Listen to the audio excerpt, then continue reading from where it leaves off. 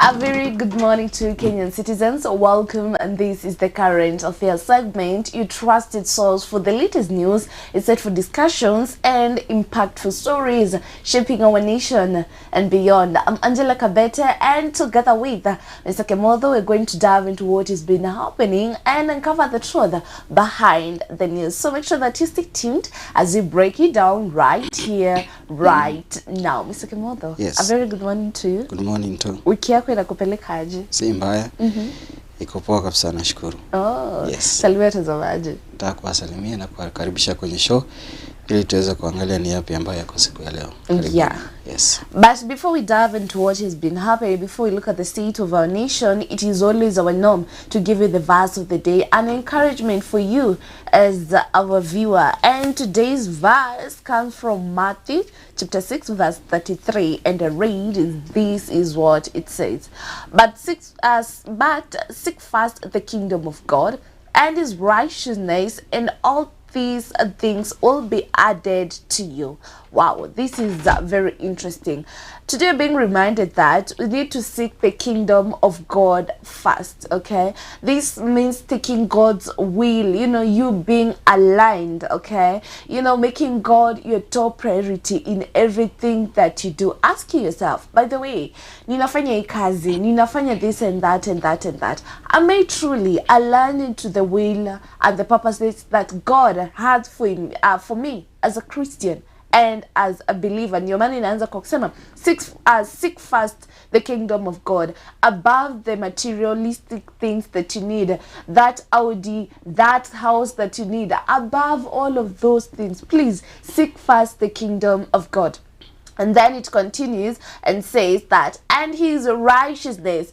When you mention the term righteousness, it means that it's referring that you're living in a way that reflects God's character in you. So ask yourself this morning, the things that you've been doing each and every day, do they reflect God? Tukiangalia tutasema, by the way, that person is born again. You're a leader, you've been entrusted, you're a pastor. What else? In everything that you do, you are a steward. No matter what, and his righteousness. When you say in his righteousness, it means doing what is right, doing what is just and loving, because God is love. And then inamalizia kwa kusema, and all things will be added to you. So after you seek the kingdom of God and his righteousness, utapatiwa hizi vitu zingine, chakula, nyumba, nini, marafiki, everything that you need will be given unto you, because ulianza kwa kutafuta. That is, your focus has been God. And if you truly trust in God, if your focus is on something, it means that you trust in that this thing is gonna out. If you're focused on your kazi unafanya, it's because definitely at the end of the month I'll be paid, okay? And now this refers, it's just the same. When you trust in God, at the end of the day, he is my stronghold. It means that he's going to take care of you. Mr. Kimotho, what's your take on this verse? One of these verse ambayo inasema, but seek the kingdom of God and all its righteousness. It reminds us that everything came from God. Even the creation of this, that is the world, and the universe itself.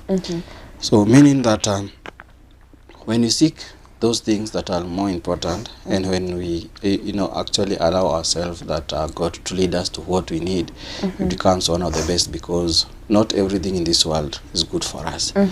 But when now we go and seek his assistance, God will give us what is necessary to us, which is one of the best. And when he gives us what that is, it is good to us, it is not going to keep us out of his own way. So that is one of the best things. Wow. Yeah. That is the verse of the day. Now let's look at the state of our nation and what has been happening that is in our country. I have the Daily Nation with me. I have the Star newspaper. And on today's Daily Nation, these are some of the matters that we'll be checking out. Tutangalia matters to do with legal and crime. Tutangalia that is politics. Tutangalia that is matters to do with the economy.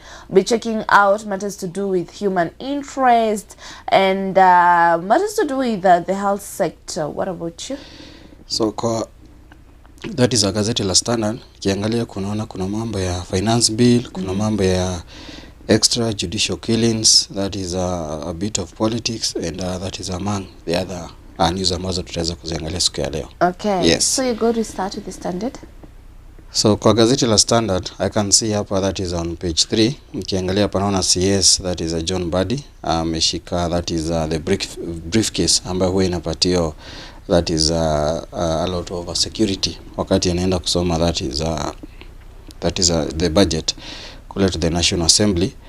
And actually the finance bill imekuwa na mambo mengi sana, na imekuwa na lot of captions ambazo zimekuwa pale, because imekuwa na kuna mambo na taxation, kuna mambo na that is pia mambo na fuel levies ambazo ziko pale, among that is the other issues ambazo ziko pale. Na nikiangalia hapa wanasema think tank says exemption of a real estate investment trust from capital gains, that is a favors wealthy individuals. So MPs are that is said to pass some clauses that is in the bill that are punitive to ordinary Kenyans to advance their own interest, according now to the Standard newspaper. Na hapa nikiangalia wanasema that is among the so many other stories ambazo tutaweza kuziangalia hapa. Wanasema that is the Kenya Human Rights Commission has blamed that is the bill for trying to push for avoidance of a tax which only benefits the wealthy. So according that is to the Institute of Public Finance, that is a financial thing, Kenya currently has 6,000 that is $800 millionaires, individuals with a net worth of that is more than 130 million, and that is a 16 cent that is equivalent to 13 billion or more, according that is to the African Wealth. So to ensure equitable taxation, so they are proposing that is kukuwa na wealth tax ambayo itakuwa ina target that is the wealthy, kulingana na vile naona hapa hawa wana submissions zao, because remember that kumekuwa pia na public bit of public participation where members have been presenting their views that is to the committee of the National Assembly. So hii pia ni another proposal that is ya kuweza that is kuleta taxation kwa wale ambao wanasema ni wealthy. So na pia wanasema ya kwamba if we can tax those net assets that wealthy person own and ensure that they are captured within the taxation framework in the country, na pia hapo wanasema ya kwamba inaweza pia weza kutusaidia that is maybe now just to make sure that we have more mechanism and more measures to be able now to generate that is the revenue. So it keeps on that is saying that why are we giving that is persons who can invest in real estate investment an exemption, yet they can be able to afford those taxes. So this is according now to one of the proposal ambayo naona hapa that is imeweza kuandikwa hapa. So the finance bill proposes extended the exemption to all aircraft parts imported by aircraft operators, all persons engaged in business of aircraft maintenance. So you can imagine kuwa na exemption kwa zile that is spare parts zote za aircraft, that is chompa nini na wale ambao wana engage kwa that business. And actually now is a mission ya Institute of Public Finance wanasema that is how the wealthy ambao wako na hiyo uwezo especially ya kuinvest in real estate na baadhi ya mambo mengine, kwa nini wanakuwa exempted, and yet they are the people who have the capability of even that is to be able now to remit their taxes, na hii taxes yao inaweza tusaidia sana. So it keeps on going that that is according now to the that is a program that is of a Human Rights Commission. They are actually saying that the exemption of these taxes in a letter appear loopholes to some of that is the mechanism ambazo zinaweza kuwa zimewekwa pale. So MPs sometimes pass some clauses that are punitive to ordinary Kenyans to advance their that is their own interest, according now to how I can see ambayo imeweza kuwekwa hapa. So that is now wanasema we oppose the proposed that is a blanket exemption of capital gains tax on transfers of property within that is the submission to that is to the parliament. So they are saying that that is the risk of benefit that is high net worth individuals are large property owners who may restructure assets into rates. So ukiangalia this is a very that is a very interesting that is a comment ambazo wameweza kuweka hapa. But why kwa nini wanaweka exemption to all that is aircraft parts and imported in any other importation that is a thing that is operated within those jurisdiction. Kwa nini basi na pia kwa mambo ya some of the people ambao kuna real estate, ukiangalia some of these things ambazo zimeweza kuwekwa pale kwa finance bill, no one is above the law. It doesn't matter that is the business that you do, that as long as that is that there is a certain income that you are gaining, you are supposed also to go to this that is tax measures ambazo zimewekwa pale.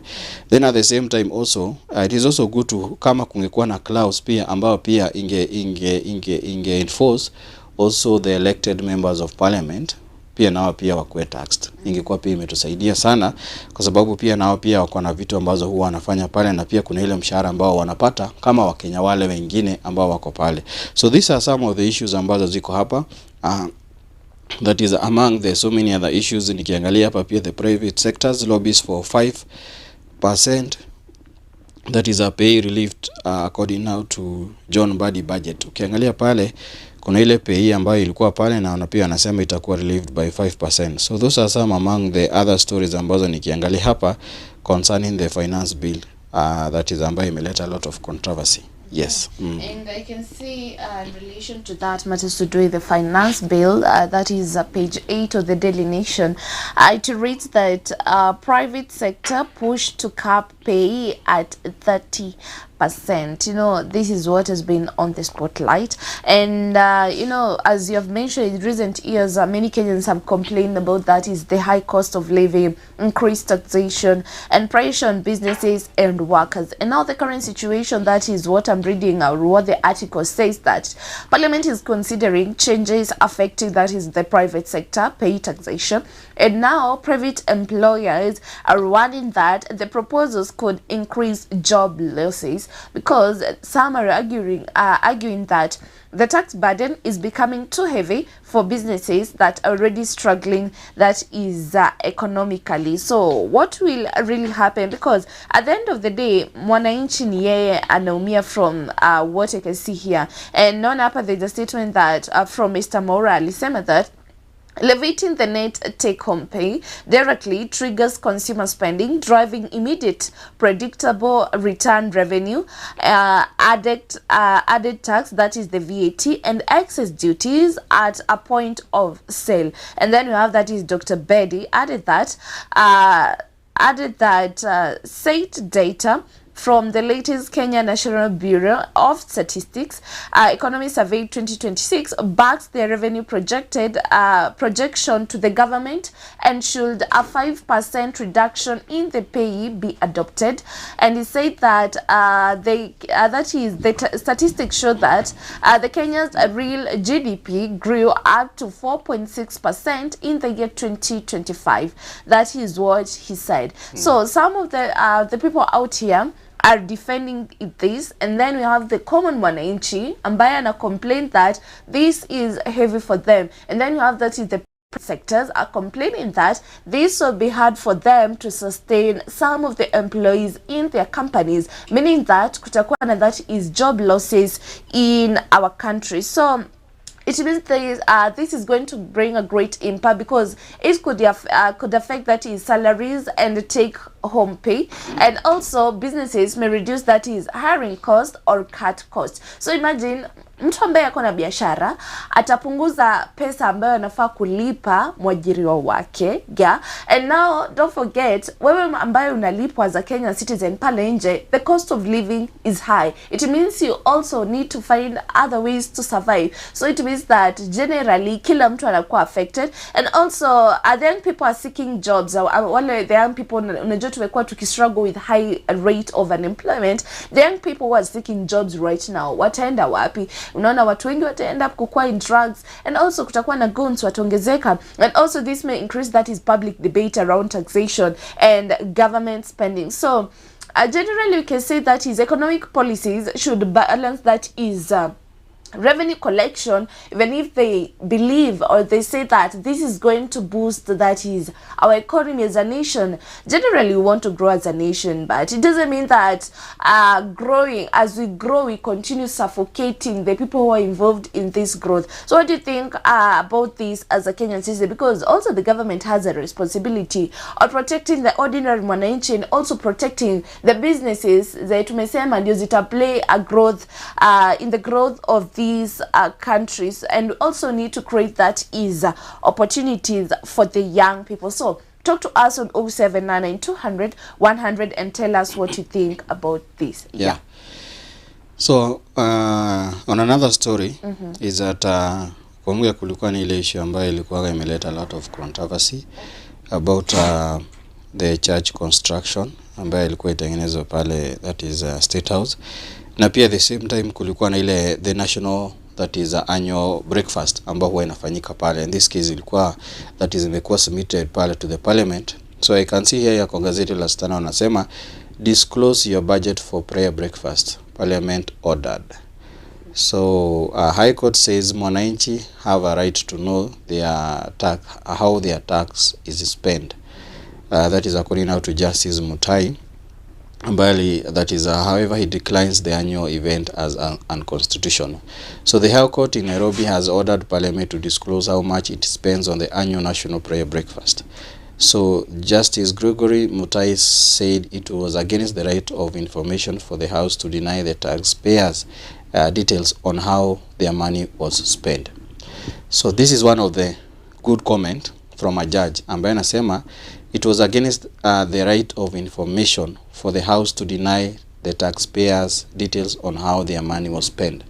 So this is not only maybe now to the prayer breakfast that was actually mentioned in this case, but actually to any other money that is being spent. That's why ukiangalia, people want to know how much is being spent, that is a pale kwa State House, how much is being spent on this movement, how much is being spent for these that is the hospitality events ambazo zimekuwa pale, because now it has been brought out very clearly that we have the right of information, that is to know how much is being spent since we are the taxpayers. So that is also the other part of it, as the government tries now to enforce us to pay the taxes.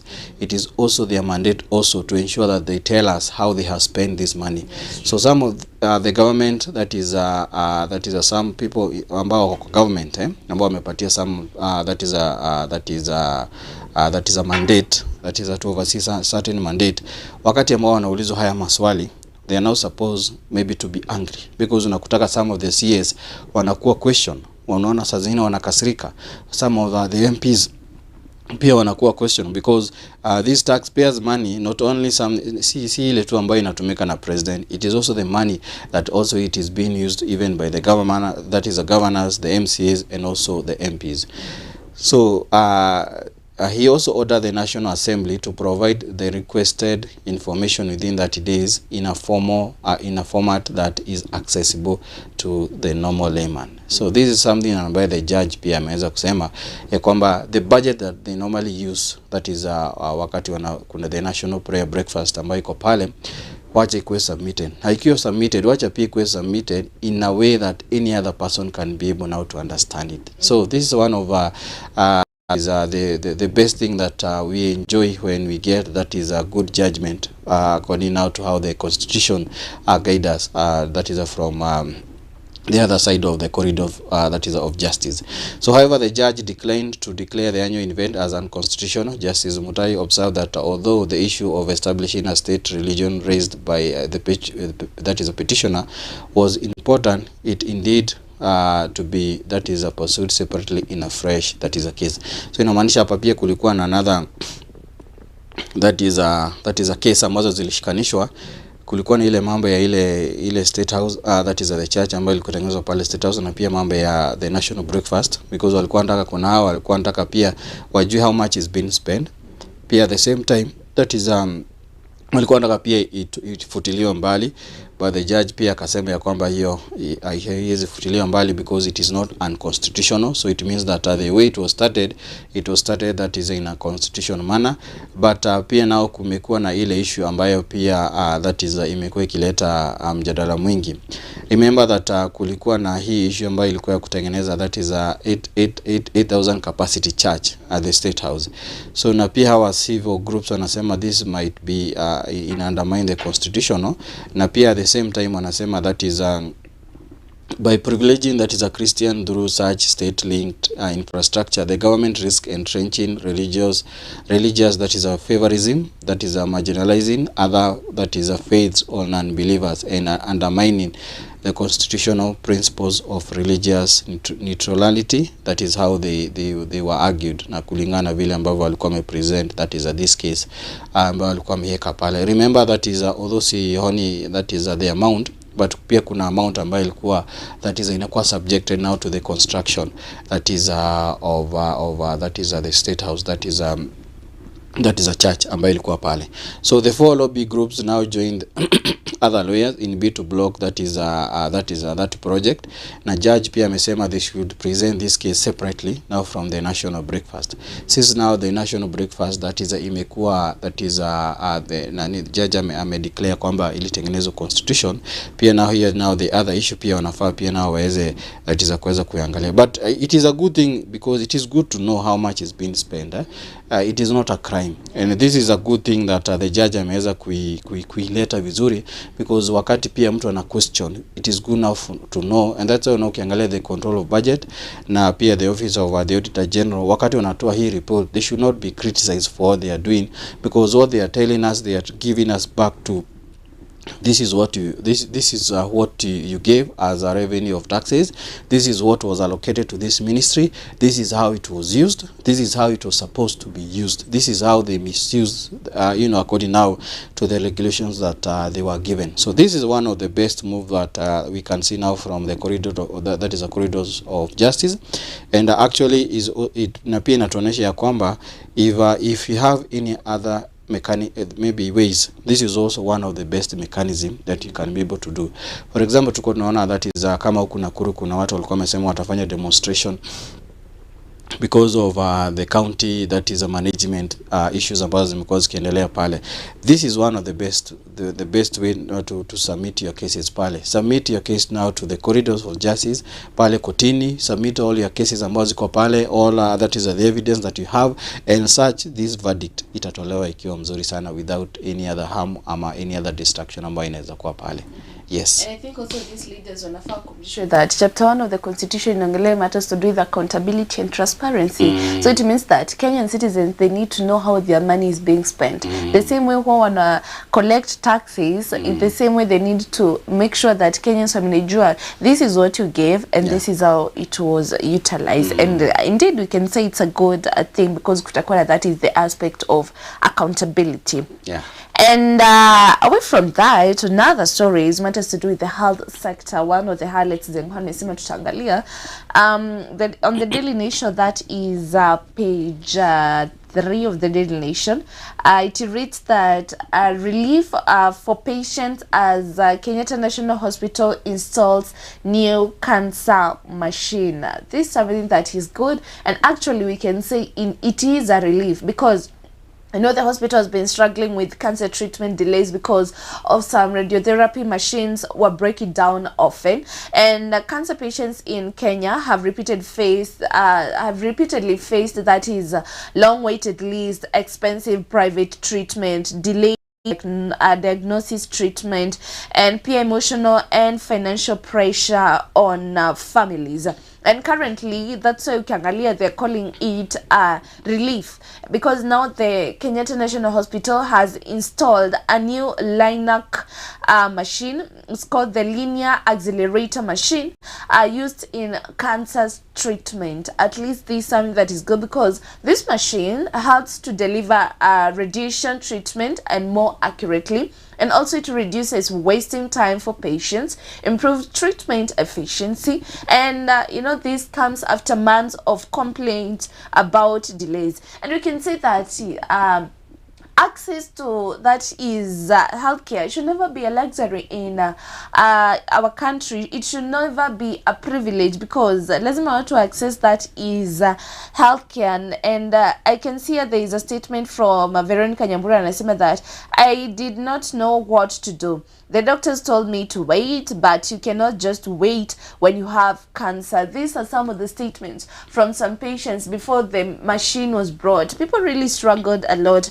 Each and every time tulikuwa tunaona that is a new report, this patient is struggling with this, but you don't have this machine. But you can say this is a good thing, especially for cancer patients, because thousands of cancer patients may now access that is better treatment and faster, and putting a reduced pressure on older machines, and it gives hopes to families who depend on public healthcare, and it's improving that is confidence in the Kenya's healthcare system. So indeed we can say this is a good thing, right, Mr. Kimotho? Yeah. And actually remember that things to do with the health, education, and other issues, they are the constitutional mandate of the government to ensure that every Kenyan ameweza kupata those services.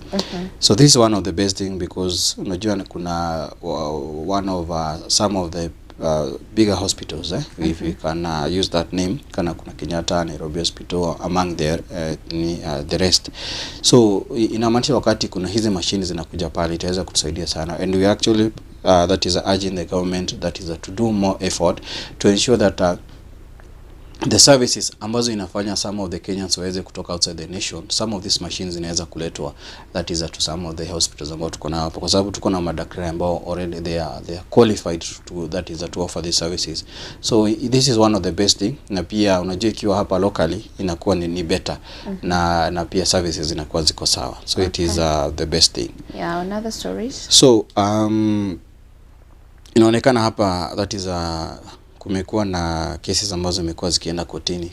For example kama hii ambayo tumesoma the national breakfast, na pia hapa pia kuna another case ambayo pia ilikuwa imeenda pale kotini, na courts verdict on ward funds exposes MPs push to keep that is a CDF. Now that is a judge says that MCAs cannot be patrons of the ward funds due to conflict, or that is a conflict of interest. So the judgment will now put MPs in similar situations in the battle to keep that is the CDF. Remember that is the CDF is actually kitambo ilikuwa inaitwa CDF, but that is ikarudi kachenjiwe ikaitwa that is NGCDF, meaning that is it is a fund that comes from the national government. This fund that is equal na employees ambazo wamekuwa employed by the government to be able now to oversee these funds, and that's why you can see that is wakati kulikuwa na by election ambazo zilikuwa zinangojea to some of the constituencies, some of these processes zilikuwa zinaendelea because hawa ni watu ambao wameajiriwa na government, so this process continues. But now ikarudi kaletwa ya kwamba now the members of parliament ndio watakuwa patrons wa NGCDF, na pia the same time that is tunakutana that is the ward fund ambayo huwa that is allocated to each and every ward. Unakuta now that is the MCAs now pia wako in charge pale. So the court pia nayo that is that is a different that is a verdict concerning the two that is issues. So the MPs that is are not out of the woods yet over management of the CDF after the High Court that is a judgment slammed members of the county assemblies for creating a similar fund.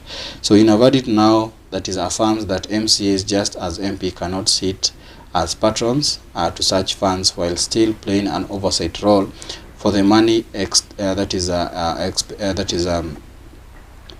is being allocated by the executive. So this is according now to what Justice Jesse Injagi said. This amounts to conflict of interest. So because now the members of the county assembly kazi ni kufanya oversight, you cannot do oversight to something that wewe mwenyewe ndio unasimamia. You only do something that is oversight kwa wale wengine, just like vile ambavyo tuko na senators. So senator yeye haizi kuwa ndani ya fund ambayo governor anapatiwa, lazima kuwe nje ili aweze kufanya kazi yake vizuri kulingana na vile ambavyo inafaa pale. So that is now according now to one of that is the judgment. So the designation of the ward representative as patrons of the ward fund as patrons is a clear involvement of the ward representative in the executive functions of the county, that is a government, and its administration. So his role is convening the first meeting of the committee. He is an involvement in the service delivery, that is a strongly a mandate of the county government. So according now to the constitution, kuna vile ambavyo wamequote hapa.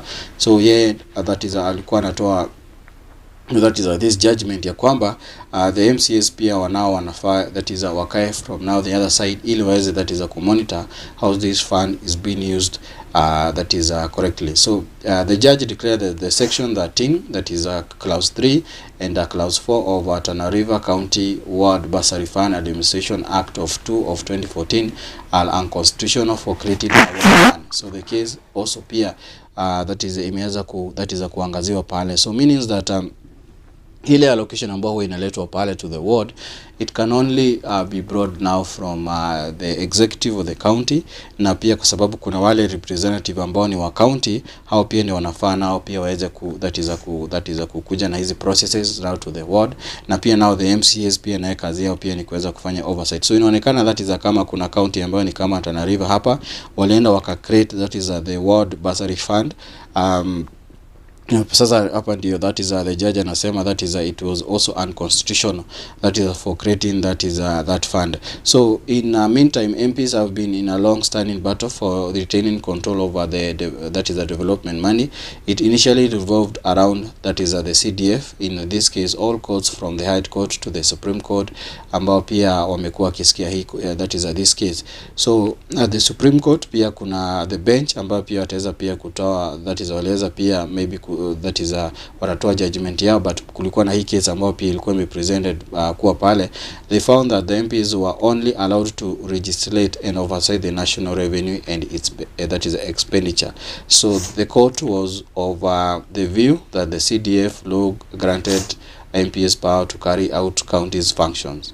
So they are trying now to separate these powers so that it should not bring any conflict of interest, because now the MPs unajua nao pia wanaweza wako na ile role yao nyingine ambao wamepatia pale ya kuweza oversight the national revenues and that is the expenditures zile ambazo ziko pale. So this is some of the case ambayo inaweza kutofautishwa vizuri, and it is good that it come out very clearly, na that is that is the verdict and declarations pia zikuwe submitted pale na ili watu waweze kujua, na pia everyone how to follow the law the way it's supposed to be done.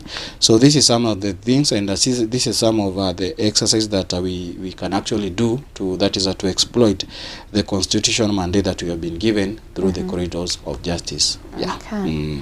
And another stories matters to do with that is the county news, and specifically tunangalia that is this is Nakuru County, and that story is on page 19 of the Daily Nation. It reads that planned demos fail amid residents' anger over poor roads and services. And you know, apart from Nakuru County, across many parts of Kenya, residents have increasingly complained about that is poor road networks, lack of clean water, uncollected garbage, poor drainage systems, and delayed county development projects in some part of our countries. And in many counties, citizens have used demonstrations. So the question is the only language that the government understand ni demonstration peke yake, because it feels like that is what people have adapted to as a way of demanding accountability and from leaders and also the county government.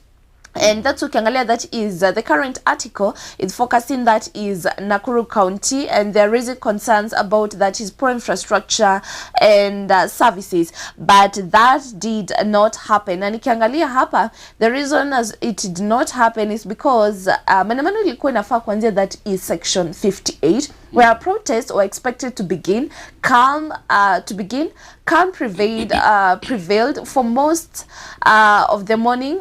Police officers maintained a heavy presence. So this is why the demos did not happen. And hapa, many businesses, people were afraid because of uncertainty and disruption if this could have happened. And according to this, Residents are frustrated, and there seems to have been tension between organizers, residents, and the authorities. And now this article is likely bring that aspect here. Kumekuwa na that is a call to government action for them to act, na pia delayed county response. So what will happen, because inaonekana hapa maandamano ilikuwa ifanyike, haikufanyika, and you know, this is bringing that is a great impact, because poor roads affect transport, businesses, and emergency services. Peer residents lose trust in local leadership and promises that were not fulfilled, because you have seen many people coming out and say that we are promised this and that and that during time your campaign. This is what you said. Kutakuwa na better roads, kutakuwa na better infrastructure development, opportunities for the young people, but this is not happening. Why is it not happening? Na pia tuna complain that pesa imekuwa released to the county government, but they're not understanding, or they're not being explained to how this money is being spent, and that's why kukuwa na maandamano. And also businesses may suffer because of inaccessible roads, and peer youth frustration and public anger may continue to grow if the issue remain unresolved. And this means that development is not shown through promises alone, but through visible change in people's daily lives. Matters to do with roads, maji, basic services, these are not luxuries, they are necessity, because hizi ndio vitu ambavyo mwananchi anatumia pale nje so that they can continue to live. And also pia wapate pesa za kulipa taxes. Yes. This is the failure of the members of the county assembly. So our MCAs of Nakuru County, they have failed, that is the Nakuru residents, because hakuna mali tumeona that is submit this motion to their national, that is to the county assembly pale, because these submissions, because they are there as representative of the people.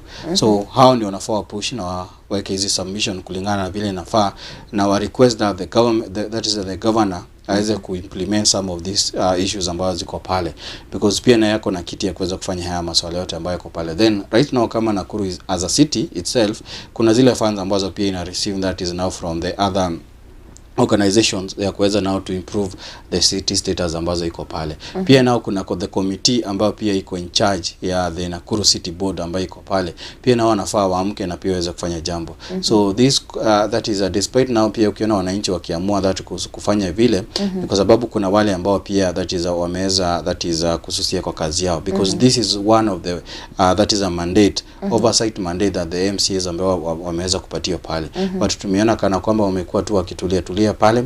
Then at the same time, that is wale ambao walikuwa napanga kufanya this demonstration, there are so many other ways that you can be able to do. You can submit all these submissions to the that is county assembly pale. Wasiposikia hizi submissions, you can also submit these submissions now to the court, and then the court now pia inaweza tafuta jinsi ya kuweza kufanya haya masuala yote ambayo yamekuwa yako pale. Because ukiangalia now the issue now with demonstration, okay, the demonstration, it is part of the constitution, but the challenge ambayo tumekuwa tukiona saa hizi, demonstration nayo imekuwa ikikuwa misused, because wakati mnapanga a very good and plan that is a demonstration, unakuta kuna nao guns ambao nao wamepangwa pale, wanakuja wana distract kile mko mnafanya, na pia the same time crime inaingilia pale na masuala mengine ambayo yanaingilia pale.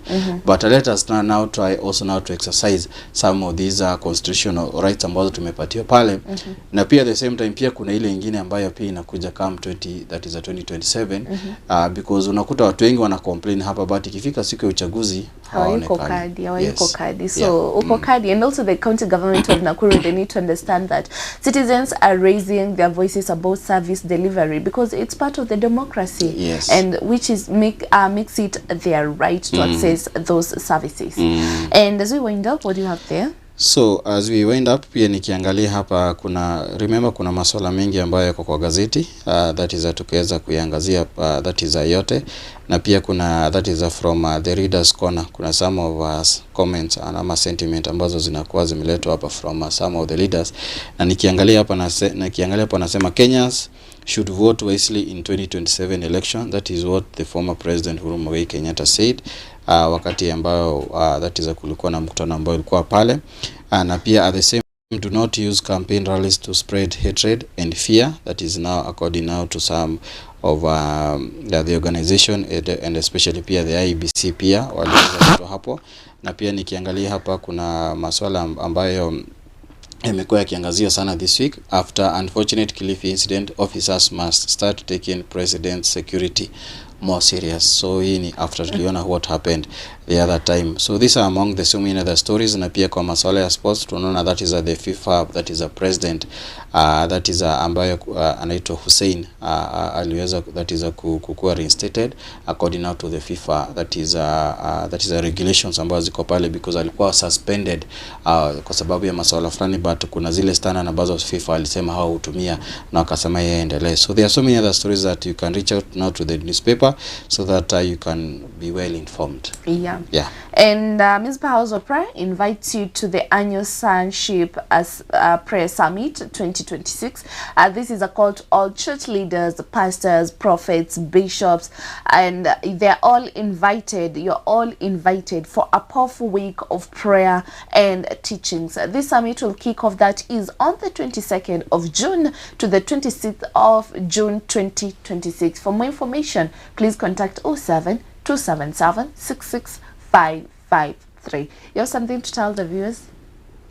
First of all, ni kuwashukuru kwa vile wamekuwa pamoja na sisi, kuwatakia siku njema yenye baraka. Asanteni sana. Yeah. Thank you so much for tuning in for today's segment. That is the current affairs. We're always here every morning to making sure that you as a Kenyan citizen out there, you stay updated of what is happening, that is in our country and beyond. I'm Angela Kabete. Till next time. Bye-bye.